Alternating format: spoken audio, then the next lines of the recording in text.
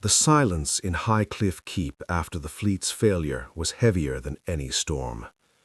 King Orion sat in his map room, but the charts meant nothing now. He had sent his best ships, his bravest men, and the sea had swallowed them, not with a roar, but with a silent, grinning horror. He could still see the empty black eyes of the drowned creatures climbing his ship. The memory made his hands shake. He was a king who solved problems with swords and treaties and stone walls. But how do you fight the water itself? His first order was to build again. Bigger ships, stronger ships. He stood in the noisy shipyards below the castle, watching axes bite into giant oaks. The sound of hammers was constant, a desperate drumbeat of a kingdom trying to rebuild its hope. But deep down, in a place he barely dared to visit, Orion knew it was useless. Wood against that ancient magic was like throwing sand against a tidal wave. His fear was no longer for his throne or his pride. It was a sharp, cold needle in his heart every moment of the day. If the Lhasa would go to such lengths to stop him from reaching Ashe, what was she planning for the island itself? What slow, terrible web was she weaving around his sons? He saw it in his dreams, not of drowning, but of a silent, creeping cold that turned the green jungles gray and the warm sand to frozen sludge.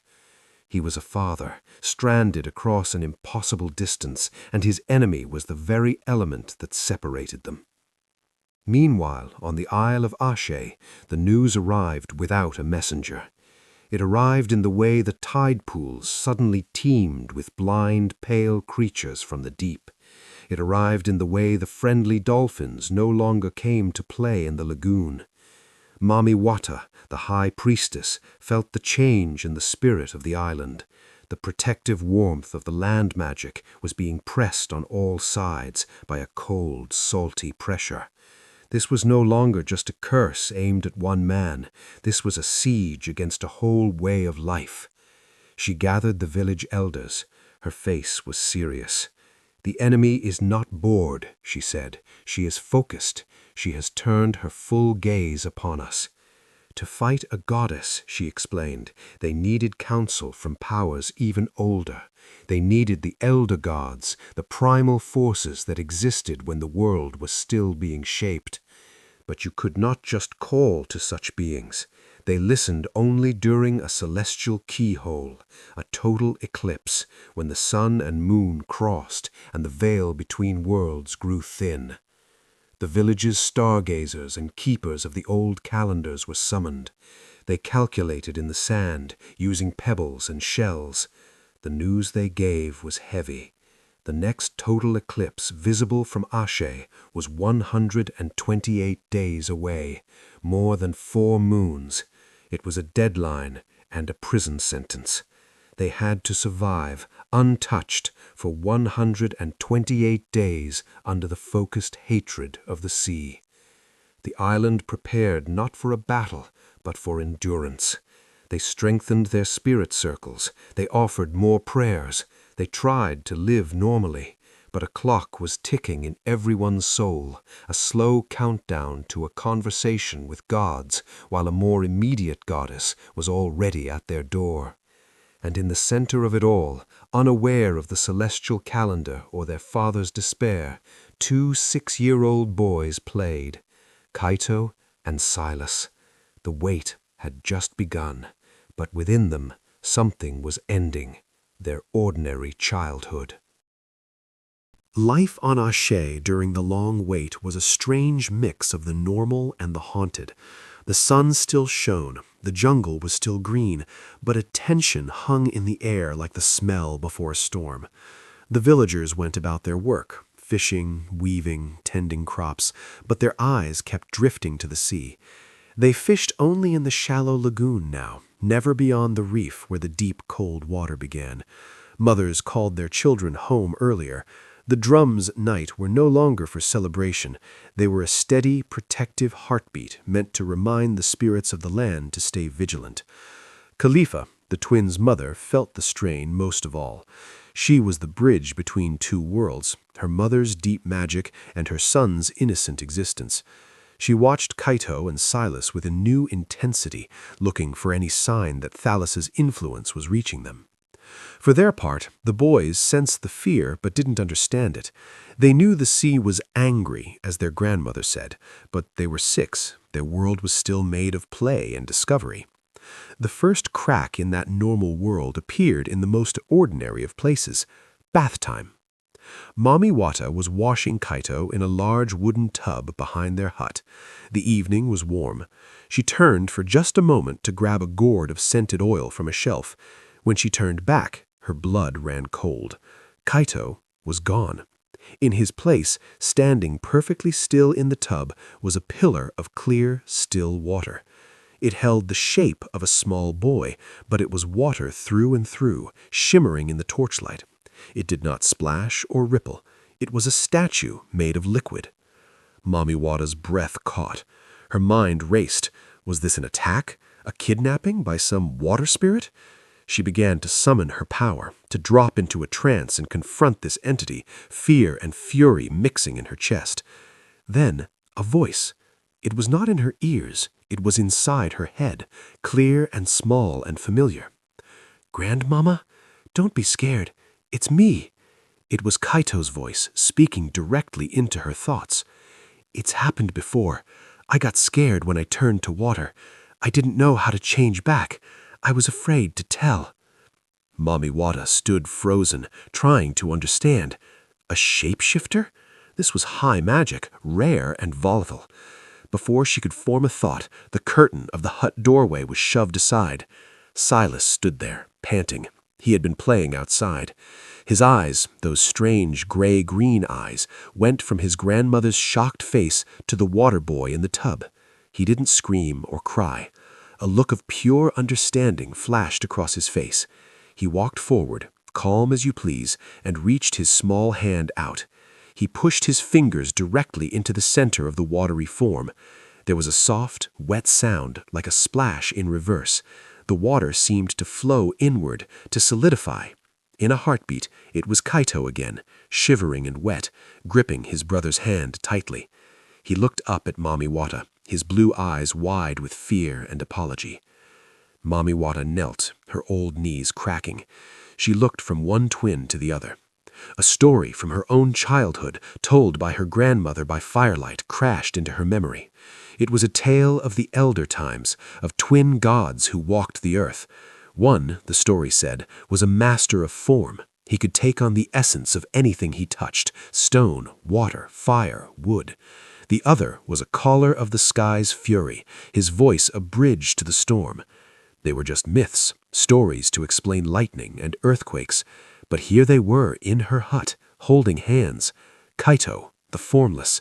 Silas, whose touch had somehow called his brother back from being lost in his own power.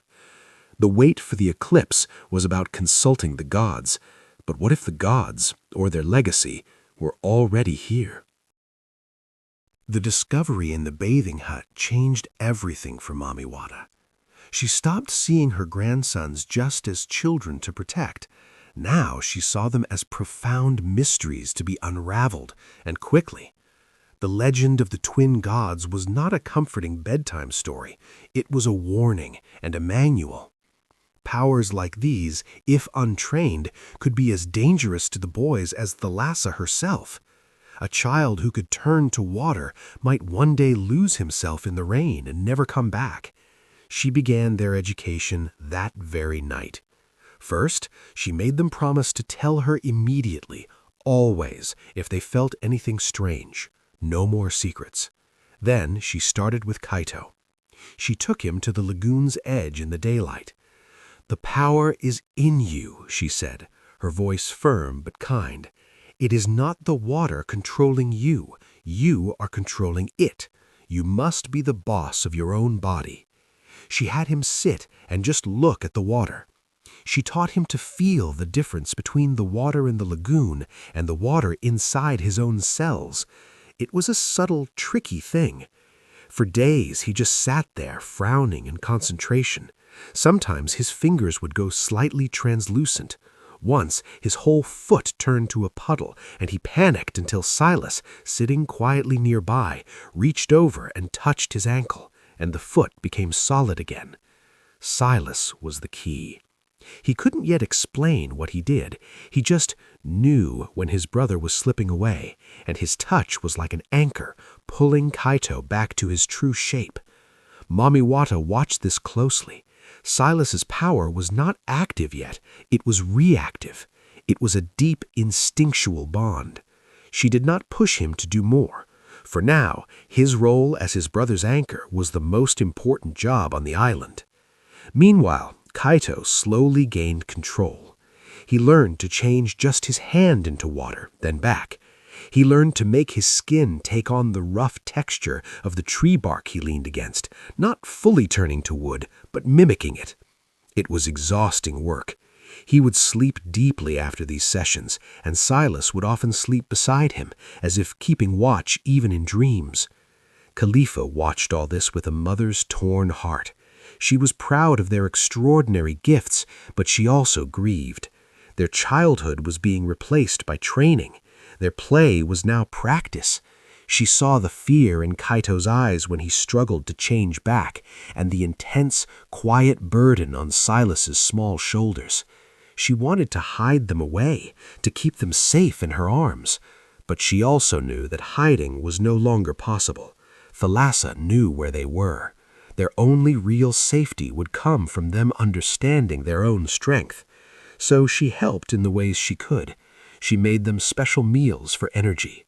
She sang to them at night songs of brave ancestors and strong spirits.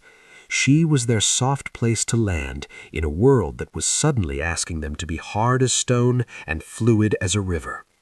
The days of the eclipse countdown ticked by. 60 days left, then 50. The island held its breath. The sea remained quiet, but it was the quiet of a predator waiting just outside the light. And in the heart of the jungle, 2 little boys were learning, drop by drop and breath by breath, how to become something the world had not seen since the Age of Legends. With 40 days left until the eclipse, the tension on Ashe was a live wire. The villagers' nerves were frayed. The constant low-grade fear was worse than a direct attack. It was the not knowing. So, to keep their spirits up, the elders decided to hold a festival. Not a plea to the spirits, but a defiance of the gloom.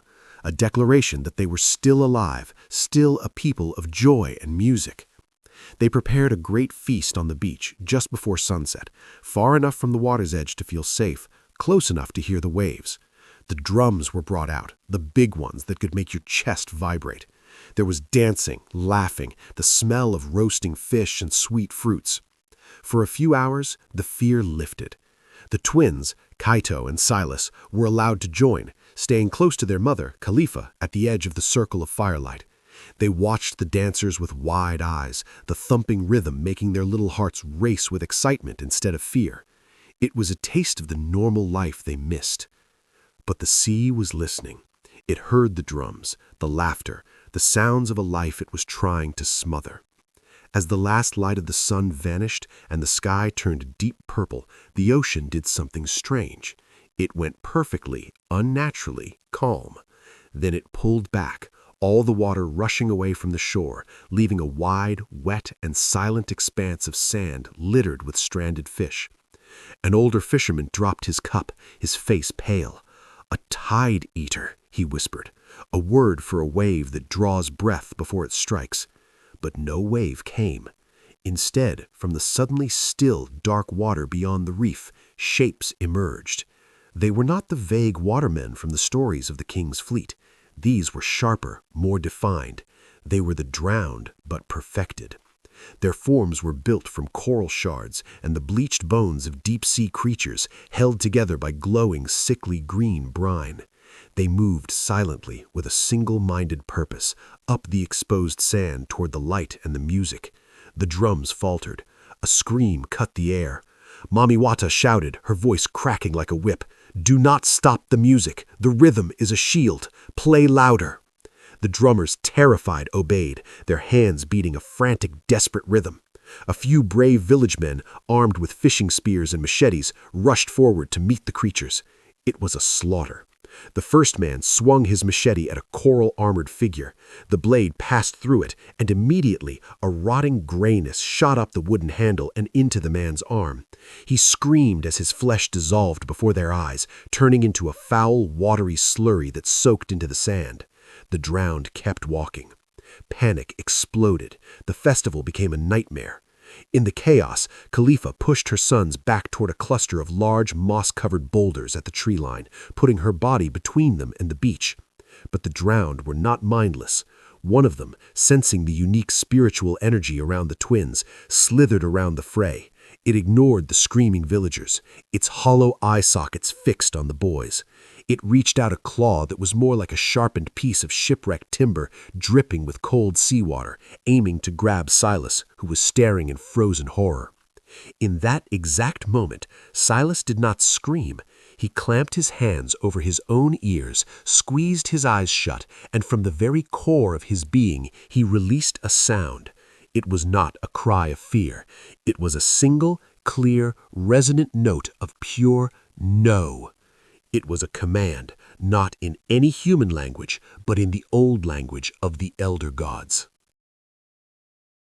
The sound that left Silas's small body did not just travel through the air. It seemed to vibrate the sand, the air, the very molecules around them.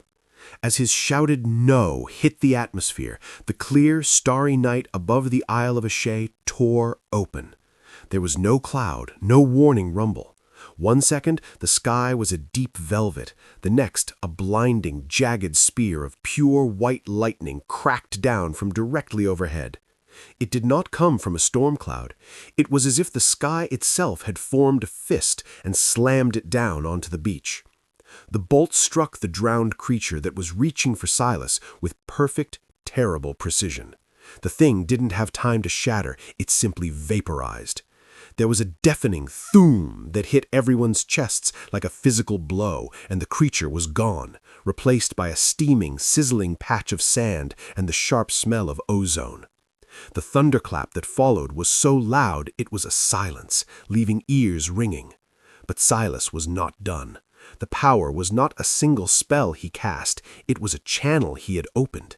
Still gripping his own head, eyes squeezed shut, he continued his wordless shout. It was a raw conduit of his terror, his will to protect, his inherited fury. And the sky answered. Another lightning bolt, just as sudden, lanced into the shallow water where two more drowned were emerging, boiling the sea in an instant. Crack-thoom! A third bolt struck the wet sand further down the beach, disintegrating a cluster of the creatures. The sequence was terrifyingly fast, a drumbeat of divine wrath called by a 6-year-old's voice. Each strike was not random, it was targeted, intelligent, eliminating the immediate threat with ruthless efficiency. The remaining drowned, their connection to the deep perhaps seared by the celestial energy, shuddered and collapsed, melting into harmless foamy puddles. The unnatural pull of the ocean reversed, and the water rushed back in with a normal, gentle wave, as if trying to wash away the evidence. The sudden silence was heavier than the thunder. The drumming had stopped. The only sounds were the crackle of the bonfire and the ragged, gasping breaths of the villagers. All eyes were on Silas. He finally stopped his shout, his small body going limp, utterly drained. He slumped into Khalifa's arms, unconscious, his face pale. The awe in the villagers' faces was mixed with a new kind of fear. This was not their grandmother's magic of herbs and spirits. This was the raw force of creation itself, and it lived in a child. In the stunned quiet, Khalifa's own gasp drew attention. She had turned from Silas to check on Kaito, who had been pushed against the large boulder for safety. What she saw made her stumble back. Kaito was there, but he was not the little boy she knew. His skin, his clothes, his hair, everything had taken on the exact color, texture, and form of the mossy granite rock behind him. He was a perfect miniature statue of the boulder. Only the faint outline of his small body shape gave him away. His blue eyes, now the color of wet slate, blinked slowly. He had seen the lightning, felt his brother's power, and in his own moment of sheer terror, his gift had reacted instinctively. He had not turned to water. He had become the very stone he was touching, making himself hard, immovable, safe. The twins had revealed themselves completely, one a caller of the heavens' fire, the other a shifter of the earth's substance. The legend in Mamiwata's old story was no longer a myth. It was standing, trembling on the beach before them. The morning after the beach attack, the Isle of Ashe was a different place. The festival's joy was a ghost memory, replaced by a thick, heavy awe. People looked at the twins not just as the priestess's grandsons, but as something other. They gave them a wide berth, their glances a mix of reverence and unease. The steaming, glassy patches on the sand where lightning had struck were like sacred scars. Mamiwata knew this shift was dangerous. Fear could turn to worship, or worse, to blame. She called a gathering at the spirit shrine. She stood before the people, her face stern. "What you saw was not a god," she said, her voice carrying through the quiet clearing. "It was a child, a scared child who loves his home and his brother. His power is a part of him, like your strong arms for fishing or your keen eyes for weaving. It is a gift and a burden. It is not for you to fear. It is for us all to protect." Her words calmed some, but the change was permanent. Kaito and Silas themselves were changed. Silas slept for almost a full day after the event, exhausted to his bones. When he woke, he was quiet, withdrawn. He could remember the feeling of the power rushing through him. It was huge and terrifying and wonderful. He had saved everyone, but he also felt the weight of it. What if he missed? What if the lightning hit his mother or his grandmother? The responsibility sat on his small shoulders like a rock. Kaito, on the other hand, was fascinated. Once he changed back from being stone, a process that took concentration and a reassuring touch from his now-awake brother, he wanted to try again. He would touch a leaf and make his finger green. He would pat the dirt and make his hand rough and brown. His control was getting better, but it was still a game to him, a secret superpower. Mamiwata adjusted their training immediately. It was no longer about gentle discovery. It was about discipline and control and fast. For Kaito, she forbade him from changing without her or his mother present. "Your power is like a river," she told him. "You must learn its banks, its currents, before you swim in it. You do not want to get swept away where we cannot find you." For Silas, the training was harder. You cannot practice calling lightning. So she worked on his mind and his breath. She taught him meditation, to find the calm center inside him where the storm began. She taught him to hum certain tones, to feel the vibration in his chest. "The power is in your voice," she said. "But your voice is not just a shout. It is a whisper, a song, a command. You must learn the difference." The days until the eclipse continued to count down. 30 days left. The attack had proven Thalassa was willing to strike the island directly, but it had also proven the island had a new, unpredictable defense. Mamiwata hoped it would make the sea goddess cautious, maybe buy them the time they needed. But in the deep, Thalassa was not angry about the failed attack. She was intrigued. The ripples of the celestial strike had reached her in the trench. It was a flavor of magic she had not tasted in millennia. Not the hot, spirit-filled magic of the land, but the older, colder magic of the sky and the unformed earth. The twins were not just protected by the land, they were becoming powers themselves. This changed her calculation. Corrupting or killing them from afar was one thing, but such raw, nascent power, it could be harvested. It could be drowned and reborn in her service.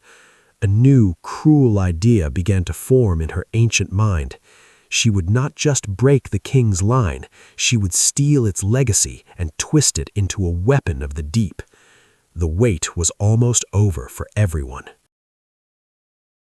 With only 10 days left until the eclipse, the atmosphere on Ashe was charged with a brittle energy.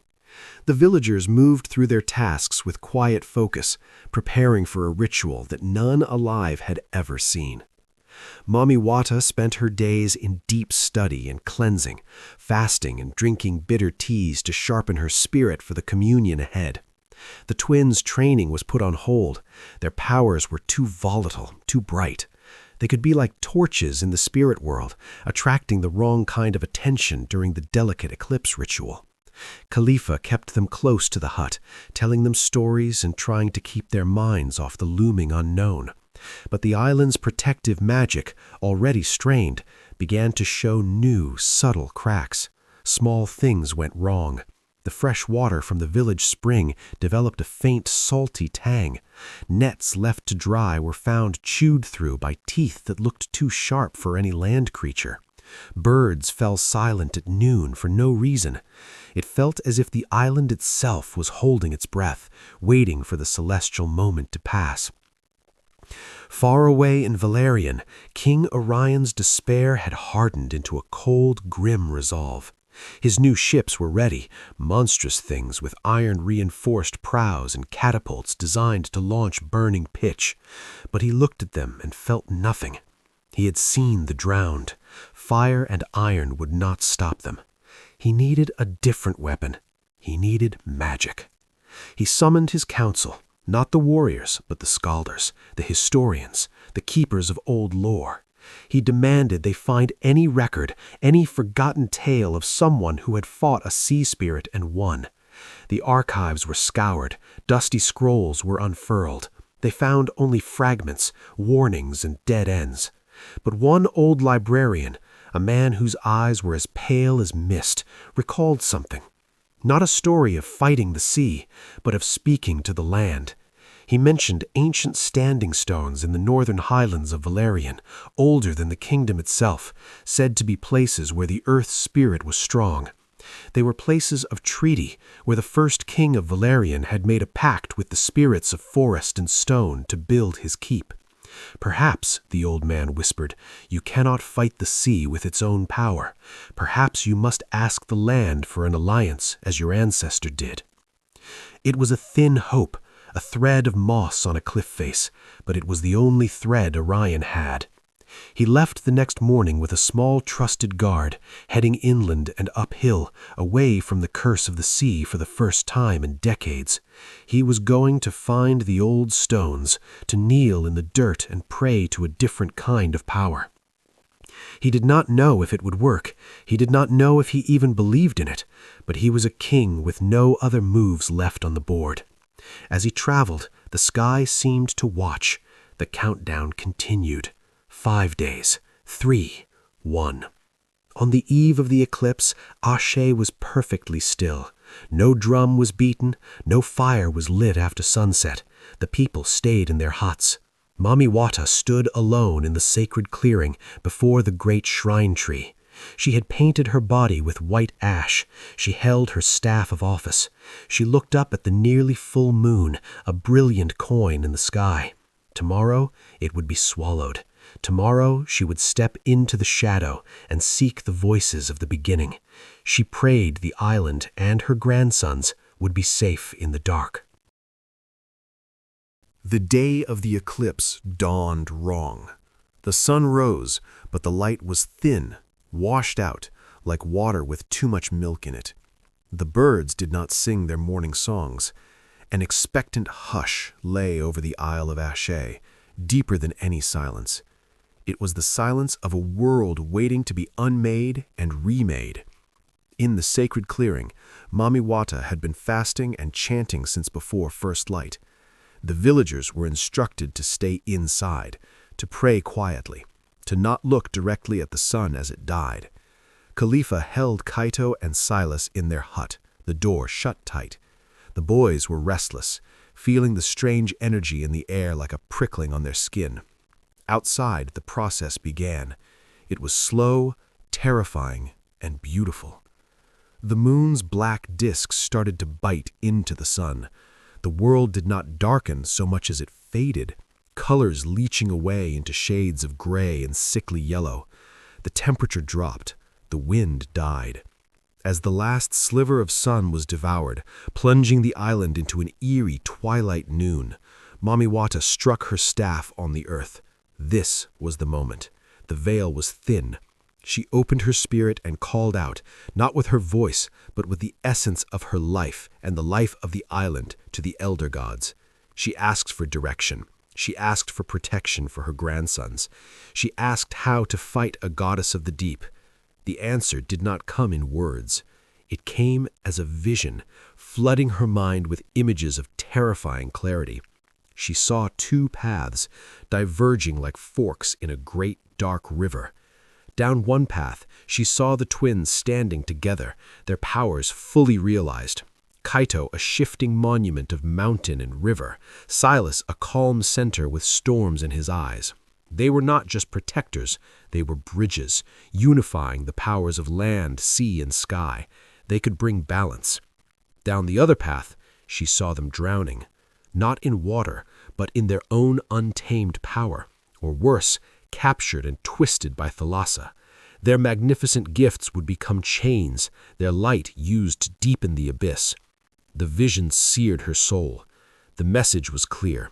Their fate was not fixed. It was a choice, teetering on a knife's edge. Their training, their hearts, and their unity would decide it. The eclipse peaked, and in that total blackness at the heart of the day, Mamiwata felt a second presence, cold, probing, vast. Thalassa. The sea goddess had used the thinned veil too. She could not reach the elder gods, but she could sense the prayer, the fear, the hope, and she could send a message of her own. A single psychic wave of pure, chilling hunger washed over Mamiwata's mind, focused on the twins. It was not a threat. It was a promise, a desire. It said, "I see their light. I will have it for my own." Then, as quickly as it came, the sun began to rebirth itself, a diamond flash of light on the edge of the black moon. The vision and the presence vanished. Mamiwata collapsed to her knees, gasping, her body drenched in cold sweat. She had her answer. The twins were in more danger than she had ever imagined, but they also had more potential. The race was no longer just about survival. It was about what they would survive as. Across the sea, in the windswept highlands of Valerian, King Orion stood within a broken circle of moss-covered standing stones, the old stones. He felt the world grow dark and cold. He felt the ancient power in the ground beneath him, sleeping but listening. He did not know how to pray to stones, so he simply spoke as a father. He spoke of his failure, his dead sons, his endangered boys far away. He begged not for victory, but for a chance, for an alliance, for the strength of the earth to help him save his children. As the light returned, a single deep tremor passed through the ground, not a quake, but a nod. A single wildflower at the base of the oldest stone bloomed instantly, a shock of blue in the gray rock. It was not a weapon, it was a sign. The land had heard him. The players now have their orders. The twins have awakened. The father has found a new path, and the goddess has a new, more terrible desire. The story of salt, sea, and spirits is no longer a background. It is the battlefield.